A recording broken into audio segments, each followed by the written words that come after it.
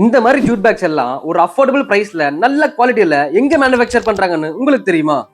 உங்க வீட்ல pet animal இருந்தா இந்த மாதிரி போட்டோஸ் கொடுத்தீங்கன்னா நான் உங்களுக்கு கஸ்டமைஸ் பண்ணி தருவோம். என்ன கலரா இருந்தாலும் உங்களுக்கு நாங்க பண்ணி தருவோம். இது வளகாப்பு ஃபங்க்ஷனுக்காக பண்றது. Jute bag and net pack எது வந்தாலும் பண்ணி தருவோம். இது தொட்டில் போடுற ஃபங்க்ஷனுக்காக பண்றது. கோவில் கும்பாபிஷேகத்துக்காக பண்ணது.